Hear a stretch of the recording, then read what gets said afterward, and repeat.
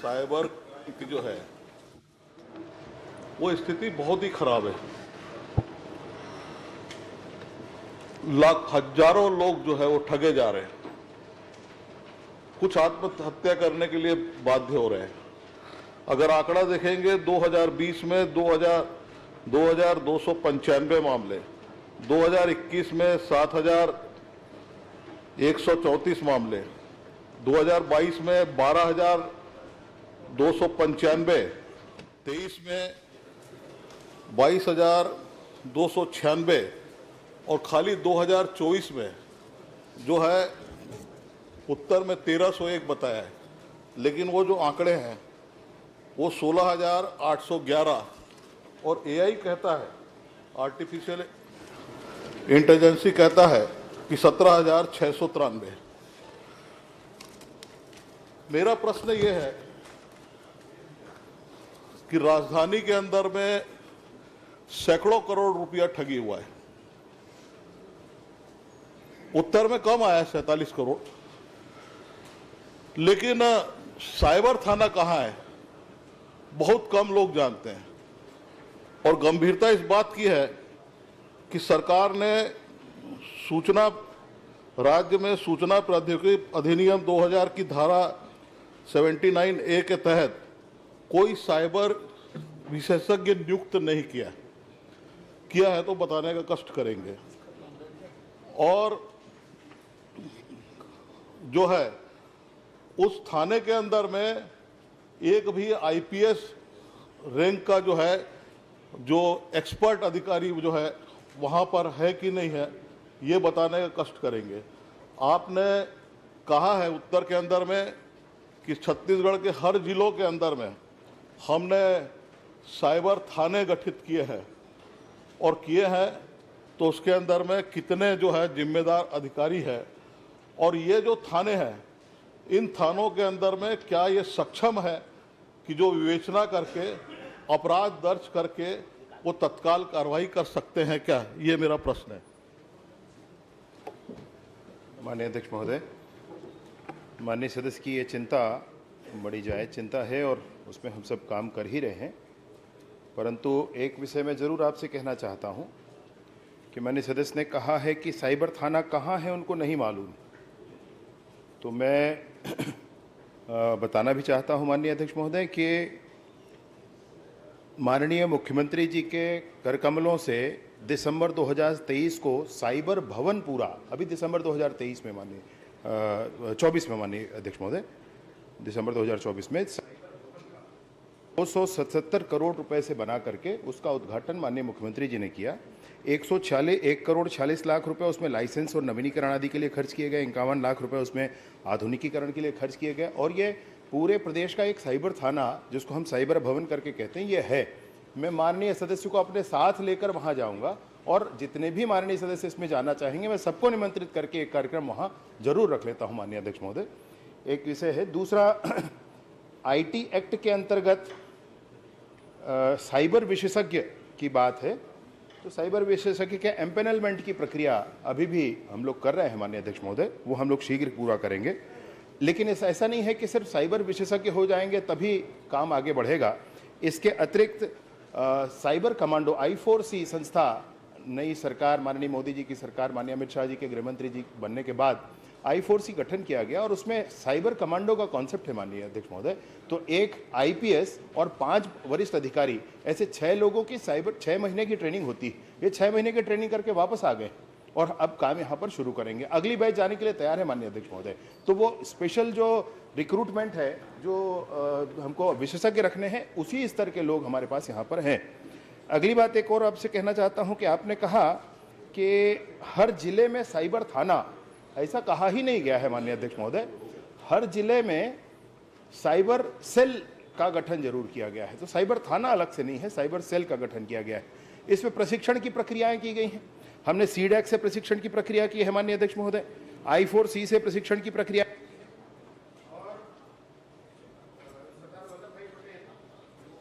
सरदार वल्लभ भाई Patel national police academy, इससे भी प्रशिक्षण की प्रक्रिया की है। और ऑनलाइन प्रशिक्षण की प्रक्रिया लगभग हर हफ्ते हर थाने में चलती है। इस तरीके से हम इसने नॉलेज बेस बढ़ाने के लिए आगे बढ़ रहे हैं और जल्द ही आगे आएंगे। आंकड़े जो आपराधिक प्रकरण दर्ज होने के हैं, मैं माननीय सदस्य से भी कहना चाहता हूं कि एआई के टूल पर आप उतना विश्वास ना करें, क्योंकि एआई के टूल पर पहले जिसने भी कुछ बताया होगा वो उसको स्टोर करके उसी को आपको बता देता है। एक ऐसी घटना आप उसमें लें जिसमें आप बताएं कि आज दिनांक को ऐसा ऐसा हुआ, कल कोई और दूसरा उससे पूछेगा तो वो आपकी घटना को उसमें बता देगा। तो एआई उतने परफेक्शन से अभी काम नहीं कर रहा है, पुलिस के डाटाबेस पर एक्सेस एआई का नहीं है, और इसलिए जो आंकड़ा पुलिस के द्वारा दिया गया, विभाग के द्वारा दिया गया है, कृपया आप उसी को ध्यान करें। 15,000, 16,000 या एआई में 18,000 कह दिया गया, तो एआई पर वैसा विश्वास ना करें। फिर भी मैं जानना चाहूंगा माननीय अध्यक्ष महोदय, माननीय सदस्य कि एआई का कौन सा टूल यूज करते हैं?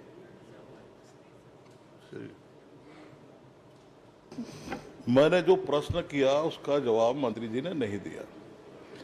मैंने प्रश्न किया कि क्या आपके थाने सक्षम है क्या, कि या फिर कोई रिपोर्ट लिखाता, अपराध दर्ज कराता है तो आप रेगुलर थाने के अंदर में भेज देते हैं क्या?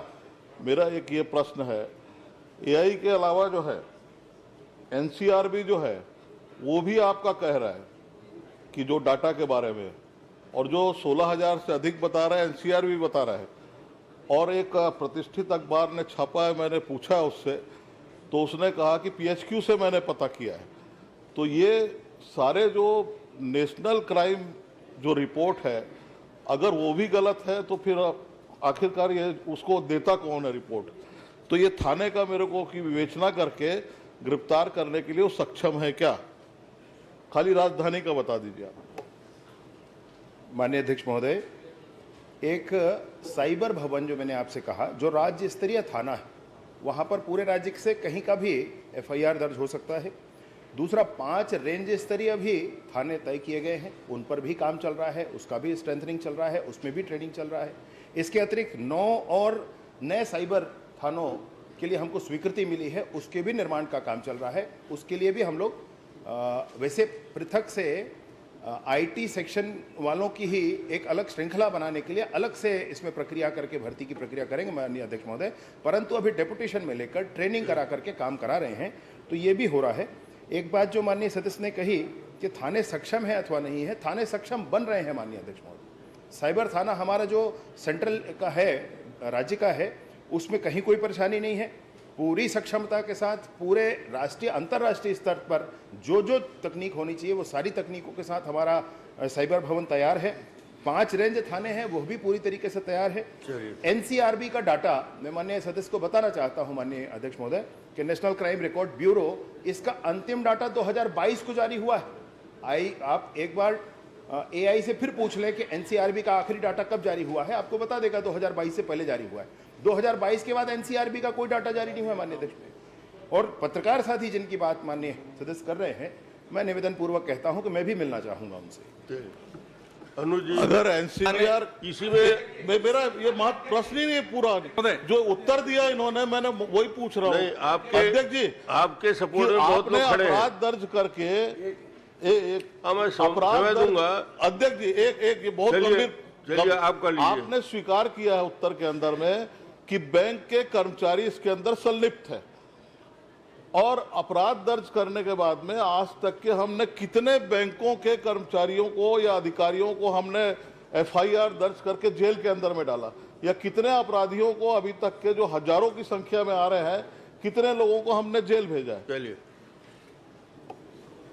माननीय अध्यक्ष महोदय, माननीय सदस्य का यह प्रश्न भी बहुत ही अच्छा है और सबको ध्यान दिलाने वाला है। मैं ये ज़रूर बताना चाहता हूं कि प्रश्नाधीन अवधि में बैंक के कर्मचारियों पर 7 एफआईआर दर्ज किए गए, 3 प्रकरण दर्ज किए गए हैं। रायपुर जिले में 1 प्रकरण है जिसमें 4 आरोपी हैं, ये उत्कर्ष स्मॉल फाइनेंस बैंक का है। दुर्ग जिले में 1 प्रकरण है जिसमें 1 आरोपी हैं, ये बंधन बैंक वाला है। ये बिलासपुर जिले में 1 प्रकरण है जिसमें 2 आरोपी हैं, कोटक महिंद्रा बैंक के हैं। अतः 7 लोगों के ऊपर एफआईआर करके और उनको जेल डाला गया है माननीय अध्यक्ष महोदय। और ये जो बैंक हैं, इन सारे बैंकों के माध्यम से आगे हम इस प्रक्रिया में भी बढ़ रहे हैं कि अब हम बैंक वालों को भी एकत्रित करके उनके सेल्स टीम को भी बताएंगे क्या करना है। इसके अतिरिक्त मैं आपको और बताना चाहता हूँ माननीय सदस्य महोदय कि विशेष रूप से पॉइंट ऑफ सेल पर, यह भारत में पहली बार हुआ है माननीय अध्यक्ष महोदय, भारत में पहली बार हुआ है, पॉइंट ऑफ सेल को भी स्थिति समझ करके कि ये बार बार ऐसे सिम कार्ड बेच रहे हैं जिसके कारण से म्यू लुकआउट क्रिएट हो रहे हैं, तो पॉइंट ऑफ सेल पर भी कार्यवाही की गई है। 75 एफआईआर किए गए हैं माननीय अध्यक्ष महोदय, 75 एफआईआर क्या देंगे। चलिए अनुज जी एक प्रश्न कर लीजिए। माननीय अध्यक्ष जी बहुत बहुत आभार आपका, आपने अवसर दिया। माननीय अध्यक्ष जी, यही हाल इंटेलेक्चुअल प्रॉपर्टी की है। कॉपीराइट के इश्यूज जब आते हैं तो उसके लिए किस थाने में एफआईआर किया जाए, इसके लिए 15 दिन का प्रोसेस लग गया। किसी थानेदार को यह जानकारी नहीं थी कि किस धारा के तहत वो एफआईआर दर्ज करे, और 15-20 दिन तो सिर्फ एफआईआर दर्ज कराने में लग गए। और इसके बाद हुआ यह कि आज तक उसका कोई आउटपुट नहीं आया। जब भी कोई इंटेलेक्चुअल प्रॉपर्टी का कोई गैर कानूनी तरीके से इस्तेमाल करता है उसको तुरंत रोकने की जरूरत होती है माननीय अध्यक्ष जी, और अगर उसको नहीं रोका गया तो जिसका नुकसान होना उसका नुकसान हो चुका होता है। तो मैं माननीय मंत्री जी से यह जानना चाहता हूं, इंटेलेक्चुअल प्रॉपर्टीज के लिए क्विक एक्शन के लिए उनकी क्या तैयारी है। चलिए मंत्री जी। नहीं, माननीय अध्यक्ष महोदय, ये साइबर क्राइम एक अलग मामला है और इंटेलेक्चुअल प्रॉपर्टी का ये एक अलग मामला है। लेकिन जो भी थाना आपको कोई असुविधा माननीय सदस्य को ही होगी या जिसको भी हुई होगी, मैं बिल्कुल एक बार बात करके इसको स्पष्ट करूंगा। वैसे सभी थानों में, सभी स्थानों पर इसकी जानकारी है कि किन धाराओं के अंतर्गत प्रकरण पंजीबद्ध करना है। राजेश जी छोटा प्रश्न करिए। बहुत छोटा ही प्रश्न है। सम्मानीय अध्यक्ष महोदय, हम रजत जयंती वर्ष की ओर जा रहे हैं, 25 साल होने जा रहे हैं छत्तीसगढ़ में, और क्राइम के मामले में लगातार ट्रेनिंग हो रही है। कभी हैदराबाद में सुनते ट्रेनिंग लेकर के आ रहे हैं पुलिस के बड़े बड़े अधिकारी, कभी यहाँ पर ट्रेनिंग सुनते हैं।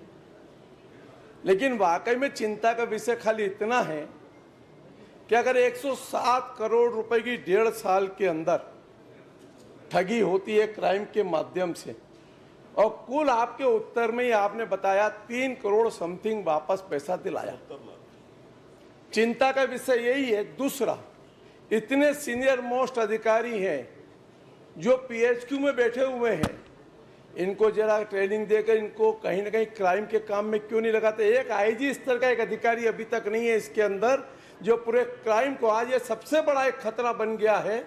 और तीसरा, मैं आपके संज्ञान में लाना चाहता हूं कि इस रायपुर में जब चालान कटते हैं और चालान के अंदर भी फर्जी क्राइम होने लग गए, और ये साइबर की एक रिपोर्ट है। अध्यक्ष महोदय, मैं आपके माध्यम से मंत्री जी से कहूंगा कि जरा इसका भी एक बार विश्लेषण जरूर कर ले, ये आपको आग्रह करना चाहता हूं। लेकिन कम से कम एक आईजी स्तर के अधिकारी की आज आप कम से कम नियुक्ति करें ताकि इसकी प्राथमिकता को समझें और काम करें। अब मंत्री जी जवाब सुन लो। माननीय अध्यक्ष महोदय, माननीय वरिष्ठ सदस्य हमारे, उन्होंने कहा कि 107 करोड़ इसमें जब्त हुए हैं और 3.69 करोड़ उनको वापसी की जा चुकी है। वापसी की प्रक्रिया न्यायालय के माध्यम से गुजरकर होकर जाती है माननीय अध्यक्ष महोदय। तो जब प्रकरण पूरा हो जाएगा, न्यायालय का आदेश होगा वापस करना है, तब वो वापस होता है। इसलिए ये राशि बराबर आपको दिख नहीं सकती कभी भी, ये स्थितियां कुछ ऐसी ही होंगी। इसमें कालांतर में जब आप प्रश्नावधि बढ़ा होगा तो ये पता चलेगा कि भाई इतनी राशि हमने वापस कर दी, कुल मिलाकर ये स्थिति आती है। मैं आपसे निवेदन पूर्वक कहना चाहता हूं कि चालान के संदर्भ में जो भी आपने कहा है, मैं आपसे जरूर एक बार मुझे बताइएगा, आप उसमें जो भी संभावना होगी जरूर करते हैं। और आईजी स्तर के अधिकारी की ही नियुक्ति इसमें होती है माननीय अध्यक्ष महोदय, और वो हो रखी। माननीय अध्यक्ष जी, कौन अगर देख रहा है कोई तो। राजेश जी आपको हो गया, तुम एक प्रश्न कर लीजिए। माननीय अध्यक्ष जी, इसमें गंभीरता कितनी है मैं माननीय मंत्री जी को अवगत कराना चाहूंगा, या प्रभु दोनों डिप्टी सीएम साहब बैठे। 28 फरवरी को मेरा एक प्रश्न था इसी में। 28 फरवरी के उत्तर में भी माननीय मंत्री जी ने कहा था कि साइबर विशेषज्ञ की नियुक्ति के लिए हमने वित्त विभाग में भेजा है। आज भी उनका उत्तर आया है कि इनकी प्रक्रिया चल रही है। तो मैं एक प्रश्न ये है कि इसकी प्रक्रिया कब तक चलेगी आपके विभाग में या सरकार में, कि कब तक हो जाएगी या नहीं होगी तो नहीं होगी, हम जैसे हैं सक्षम हैं। दूसरा, आपने एक बात कही, ये नेशनल ग्रिड है उसमें प्रशिक्षण ले रहे हैं, और कहा कि नरेंद्र मोदी जी ने 5000 कमांडो बनाने के लिए कहा है करके। छत्तीसगढ़ में 6 लोग प्रशिक्षण ले रहे हैं बोले थे आप। तो अभी छत्तीसगढ़ में कितने लोग प्रशिक्षित हो गए, कितने लोगों के प्रशिक्षण का आपका लक्ष्य है, और कितने प्रशिक्षित लोगों को कितनी जगह नियुक्ति दी गई है, दोनों बता दीजिए कि होगा कि नहीं होगा साइबर विशेषज्ञ की ठीक, नियुक्ति? जवाब मंत्री जी। 1948 में होगा तुहार 2048 तक हो जाएगी। 2047 तक जब नामो निशान मिट जाइए त्रिप के नहीं तब ले हम कर ले, बोला कोई टेंशन नहीं है। माननीय अध्यक्ष महोदय, माननीय सदस्य का ये कहना, विशेषज्ञों की भर्ती के लिए प्रक्रिया पूर्ण करके आगे बढ़ाया गया है फाइल। माननीय अध्यक्ष महोदय, जैसे भी काम पूरा होता है उसमें कर लिया जाएगा। तो तारीख बताया 28 फरवरी के प्रश्न में भी आपने यही कहा था, जो आज कह रहे हैं वही।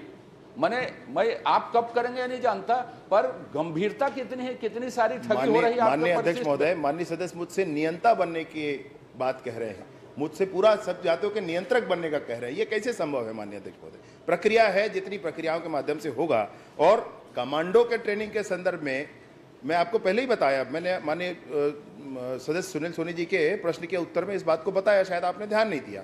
हमारी ट्रेनिंग करके 1+5 मतलब एक IPS और 5 ये आ चुके हैं, और नया बैच फिर जाएगा। लेकिन इसमें कोई भी चला जाए ऐसा नहीं है, एग्जाम होता है, एग्जाम में जो पास हो जाते हैं वो लोग जाते हैं। इसलिए कितने जाएंगे, कितनी संख्या होगी, उस पर निर्भर होगा। प्रश्न क्रमांक 2, आपने कितने को ट्रेनिंग दी है, डॉक्टर चरणदास मान कहाँ की है? मान कौन जी को चेतावनी? प्रश्न लेंगे।